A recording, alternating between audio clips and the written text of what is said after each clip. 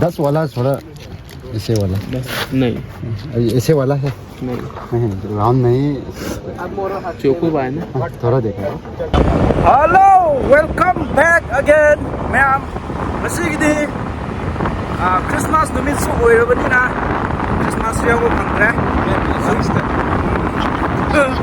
Yung koi ko ina chatle. Hi. कौन सा school है Saski High School. Koi ahum ni chatle mamang isina masigi birthday boy. Sina iki now.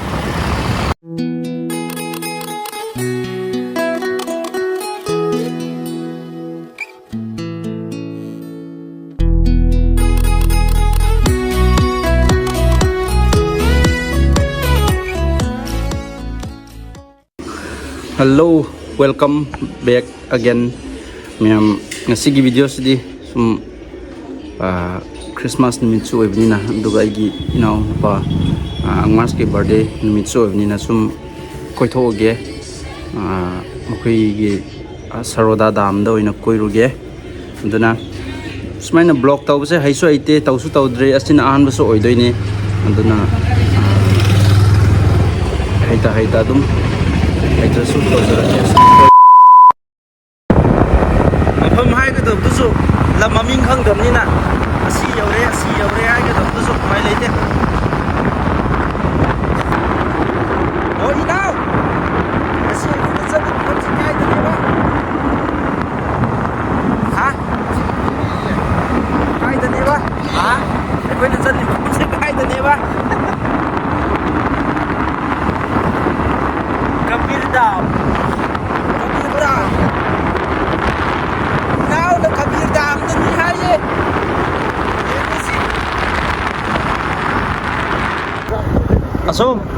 Asom moi mayang singdi san su cha de adu kaido nunga yok pro di khang de moi tu yengo uish ka zabu yawe hey gari tu mar gana Fazaba yawe hey asom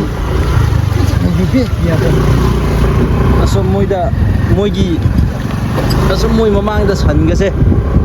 khupang naga sit naw nai fitang thabadu da dum zel yaure moi da di san se lai da no la le wow yung tinak mo em gro ya hai lon no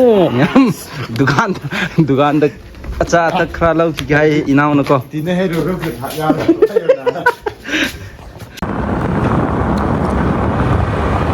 dukan da acha ta jana lau ra ka video phajana nam ra matung da video da play tawram dre dukan da ki uchai lau ra matung da amu ai gatli phang do yong na ba sak phajara ba inaw sida Saroda video phajana nam na matung da play tawram dre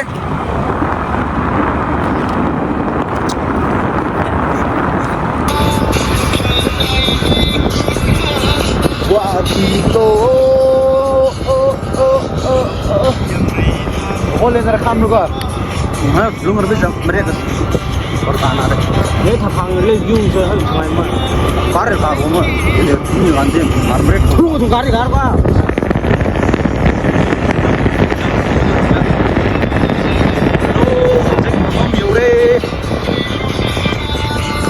Cuma tak tadi dam lagi je.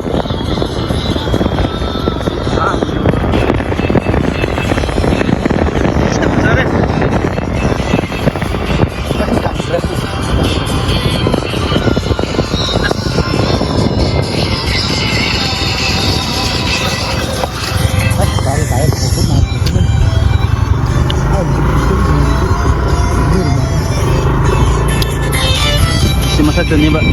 dam lagi je. Sige nung marat sida ngahat asok phajakra mpham sida yengo moi mayang maja singna tawrise yam luna nana thamge di khande asok phajakra mpham se moina manghal leba tu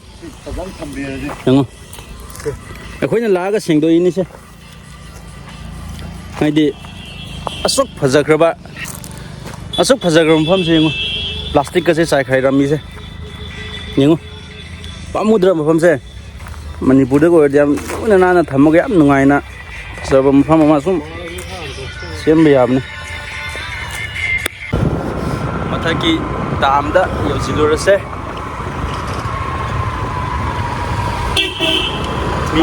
mi yam yeng na bam yam la ko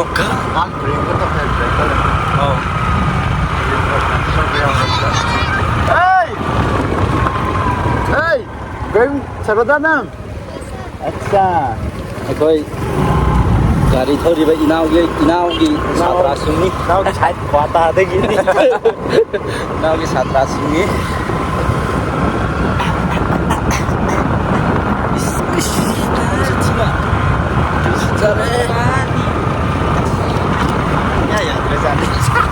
Maningi kaino simcha sapa asida picnic spot ka semaga uish 저 동조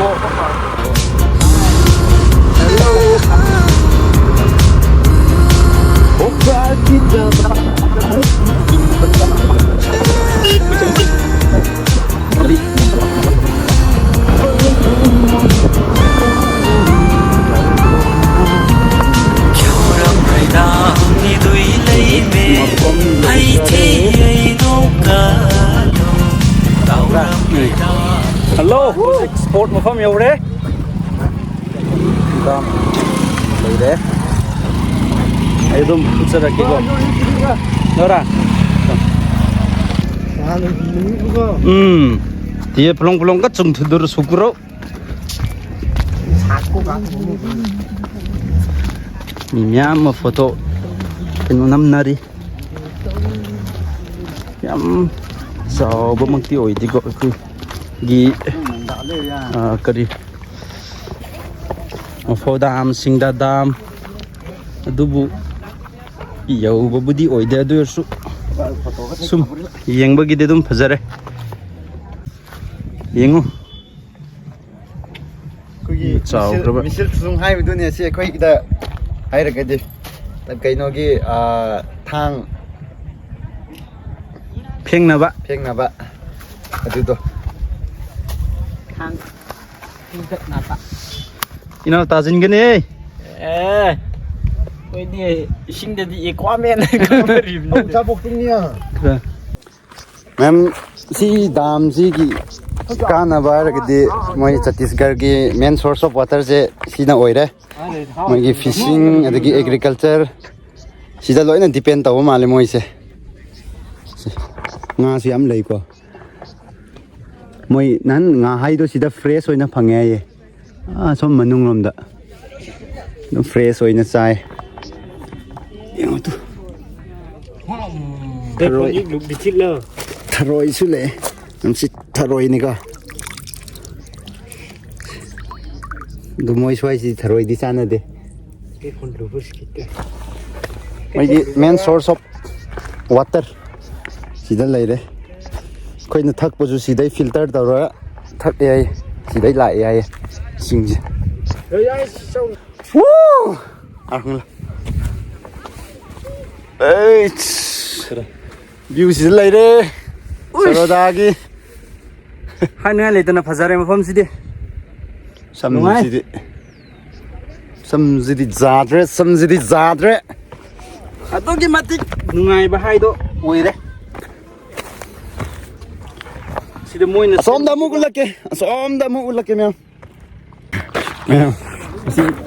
karbul ba hai hai man bro ma'am mai man sakchi karbul ba hiram gada man bro iroi ba thaibai ne mana ising mapanda leiba kiri se manak leiba kiri se ma'am hindi se am ta saklak ke ko ye kya hua कैसे हुआ लेकिन हुआ Saroda हुआ कैसे हुआ यहाँ पाओ मालूम है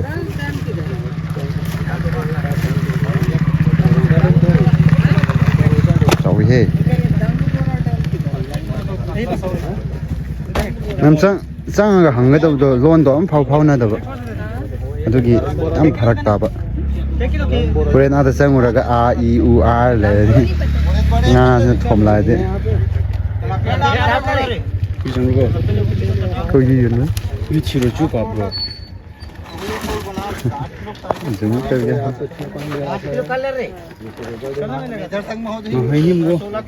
hainin एक और है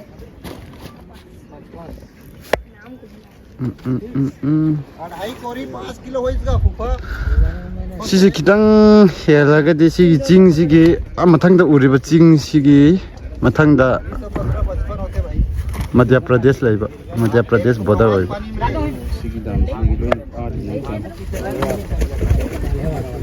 से बॉर्डर एरिया ने बुको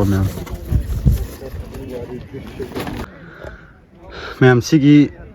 दाम सिनाने से कवर्डा एरिया की एग्रीकल्चर की दगी एनी फिश की ओइरो सिदा मोइन लोइन सप्लाई तवी इवन ड्रिंकिंग वाटर फावबा कोइन थक इबा इसिंग फावबा सिदा फिल्टर तौरगा सिदा थारकपनि हाये याम चावबाबुदी ओइदे चावबा दाम मक्ति ओइदे अदुरसु नेपाल से हो भाई नेपाल से मणिपुर से हो भाई हैं मणिपुर किसको दिखा रहे हो हाँ किसको दिखा रहे हो कुछ नहीं किसको दिखा रहे हो कह रहे हो वीडियो हाँ वीडियो बनाए हैं किस वीडियो बना रहे हो हाँ नाम क्या है भाई मेरा संतोष संतोष यूट्यूबर मैं यूट्यूबर अच्छा आपका नाम क्या है संतोष चंद्रवंशी यूट्यूबर अच्छा यूट्यूब बनाता हूँ मैं चैनल में ठीक अच्छा हाँ हाँ चैनल का नाम क्या है धनी कॉमेडी धनी कॉमेडी कॉमेडी कॉमेडियन है अच्छा हाँ अच्छा मामा से यूट्यूबर ने आए फ्रेंड येंगे माई दिसो ममिन मान हायरम चैनल ममिन दो काउ मैम असिदा थिंगनारिबा मी सिंगसी दाम सिगी मरमदा वा हंगदबदसो हिंदी से इमा पुंगदगी यावरकपनिना लोन चमदा फाउनाद्रे उपाय लेते सुम दाम सिगी फजबसे येंगलगा हनखिब नतना सिगी वारीदमता ताबा फंगिद्रे उपाय लेते हाइफेटंग लीलके मैम आई वारी दाम सिगी वारी जे सुमाइन तौनेबा 1936 की मतमदनेबको सि दामसिना लिंखत पिखिबजे नोंग कन्न ताबजानी नोंग कन्न ताबगांदा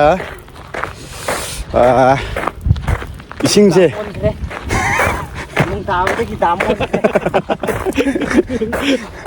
अदगी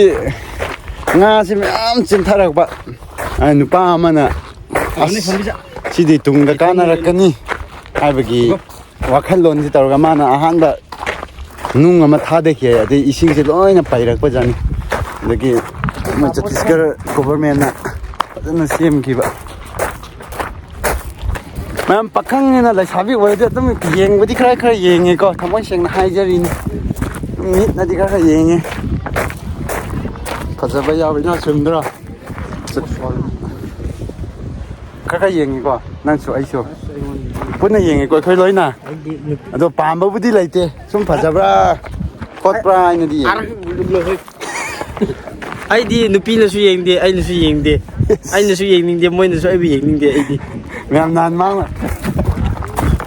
मान हाइबगो माबु याम गाउजदि अमा ले हाय कमोय सोको माना नुपी मजास अंकल एक कविनी अंकल की मिंथन फंगबजु यावरे मरक्सिदा विंटर नी ना आइसक्रीम अम्मा चुपके वीडियो बनाए दिखाओगे कहाँ से आए मणिपुर से लोज बियामा 10 रुपये आपको क्या दे दूँ 10 वाला थोड़ा ऐसे वाला नहीं ऐसे वाला है नहीं राउंड नहीं चोको बाय ना थोड़ा देखा नहीं वैसा नहीं है ही नहीं नंको थोड़ा engtham thada icecream jar sai khoi humuk tangai ramani malem sida miyam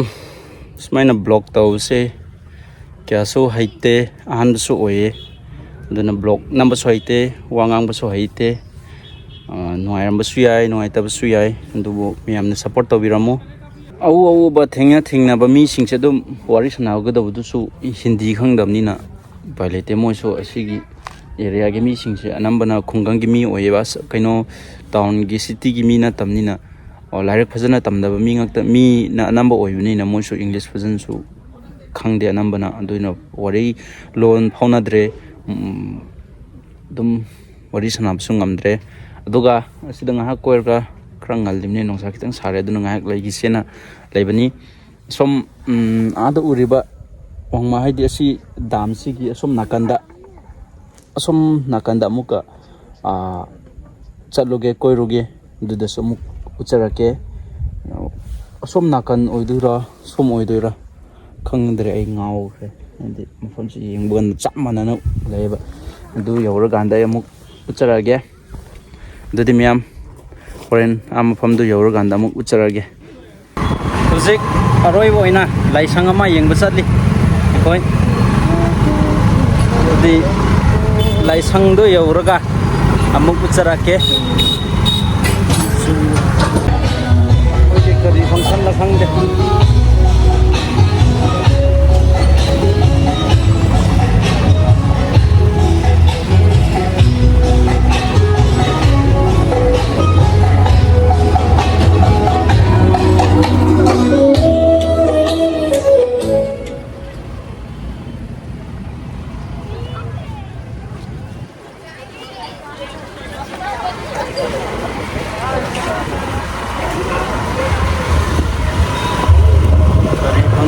dikhang de moi su achau ba function ama silli hosi koi mapham yosila mapham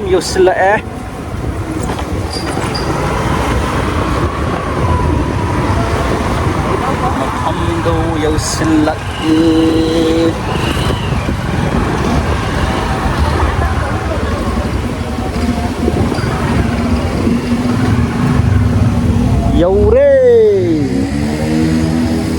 Yaure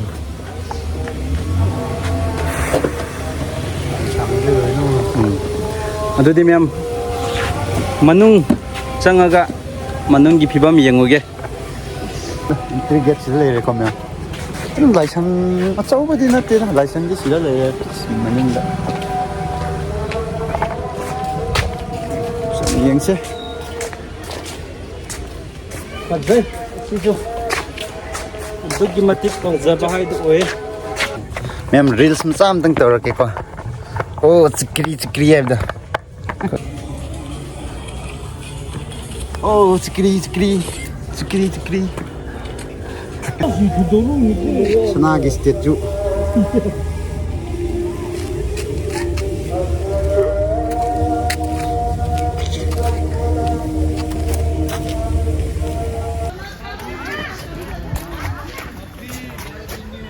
sida moi family gi kari acha athak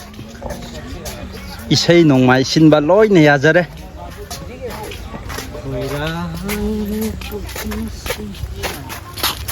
Yo, si ba ai hai senior gal ni na le ki chai.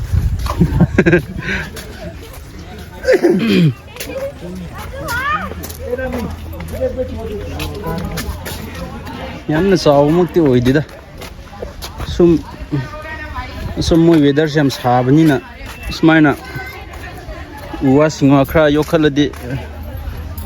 dugi makhongda ngahak potharadi ingi haibagi hon hoi asida tower apat pama lere mathak ka ba yengse asigi tower se ka khat penge अपने बच्चे को karino dikhangdre अकेले kaino madi thai ka khat pe yai hai dira yadi bu hai dira khangdre pa ba thok tamni na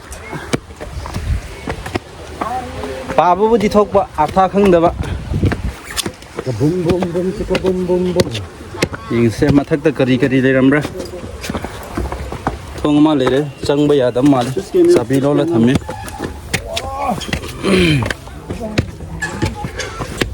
very dangerous uish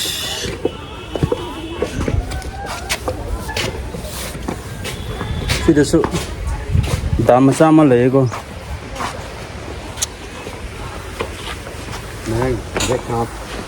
ꯀꯔꯤ ꯃꯦꯆꯤꯟꯔ ꯃꯌꯥꯝ ꯑꯃ ꯈꯤꯜꯂ ꯊꯝꯃꯦ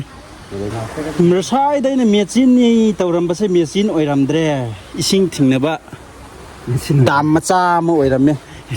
ꯏꯁꯤꯡ ꯊꯤꯡꯅꯕ ꯃꯦꯆꯤꯟ ꯑꯣꯏꯔꯝꯃꯦ ꯃꯊꯛ ꯑꯃꯨꯛ ꯀꯥꯈꯠꯄ ꯌꯦꯡꯁꯤ ꯀꯔꯤ ꯂꯩꯕ꯭ꯔꯥ ꯍꯦ ꯀꯔ ꯑꯦ ꯑꯗꯥꯎꯔ ꯂꯩꯕ ꯀꯥꯕꯁ ꯍꯧꯖꯤꯛ ꯀꯣꯛ ꯉꯥꯎꯋꯦ ꯃꯇꯣꯟ ꯌꯧꯔꯦ ꯌꯨꯄꯤ ꯄꯥꯝꯕꯤ ꯌꯨꯄꯤ ꯃꯥꯟꯕꯤ ꯌꯨꯄꯤꯗꯤ ꯅꯠꯇꯕ ꯌꯨꯄꯤ ꯃꯥꯟꯕꯤ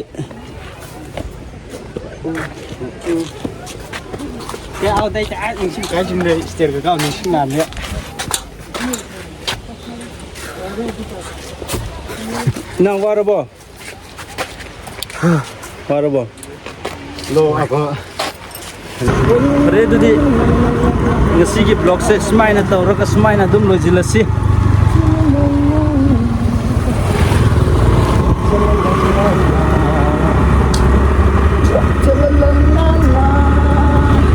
ꯃꯊꯪꯒꯤ ꯚꯤꯗꯤꯑꯣꯗ ꯑꯃꯨꯛ ꯊꯦꯡꯅꯔꯁꯤ ꯃꯌꯥꯝ ꯑꯗꯨꯗꯤ ꯁ꯭ꯋꯥꯏꯗ ꯑꯗꯨꯝ ꯂꯣꯏꯁꯤꯜꯂꯒꯦ